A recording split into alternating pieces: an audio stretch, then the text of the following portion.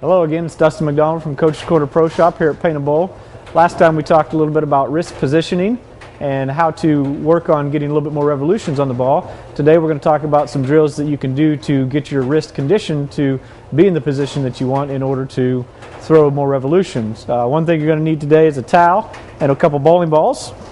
You're going to use the towel to put down to rest your knee on so it doesn't hurt your knee. And the last time we talked about your position in the ball with your wrist in your hand. And what I want to do today is, with my hand behind the ball, rest the ball on the floor, my hand, my wrist are directly behind the ball. As a drill, you can work on sliding this ball straight forward, straight back. So your position is always thumb at the top, fingers at the bottom. And then if you've got your lanes at your local bowling alley, you can actually go ahead and throw your ball and feel how this works coming straight out, straight behind your ball, and you can watch your revolutions and see how much spin you've got on there. As you do this, you're going to want a couple different balls up here to throw just so you don't have to wait so long. So I'm going to grab my other ball here.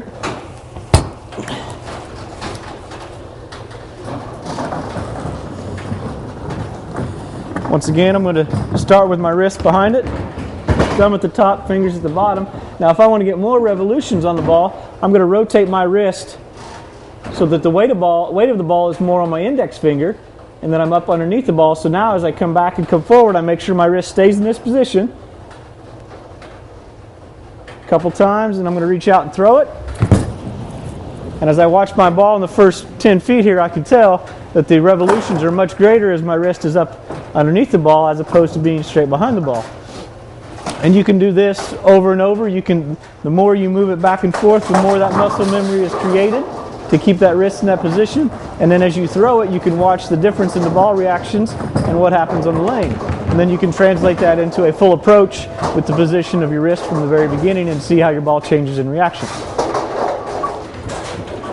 One of the common mistakes that bowlers make is as they progress through the year and they want to see their ball hook more, they try to throw it harder by just cranking on it more and more. But what happens is as you start to pull on your ball, you become off balance and everything kind of gets out of line.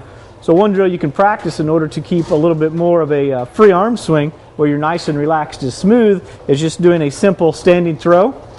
You start up here at the foul line. I'm going to start in the staggered position. Position my ball out here in front of me, in front of my right shoulder. And what I'm going to do is I'm going to push the ball out. I'm going to let it swing back. As the ball comes back, I'm going to come forward, make sure I follow through. Free arm swing, nice and relaxed movements. My shoulders, my back, everything nice and smooth. Here we go. And as you can see, as I threw that one, I stepped a little bit because I didn't have enough balance, didn't have my foot down. The next time we'll work on, maybe next time when we come out, we'll work on a one-step approach where you can get a little bit more leverage and be in a little bit more comfortable position. Once again, we're working on our one-step approach, looking for free arm swing, nice and relaxed back and shoulders as we throw the ball.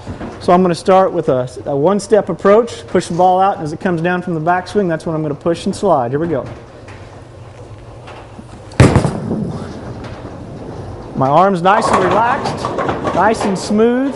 Everything flows a whole lot easier when the muscles are relaxed.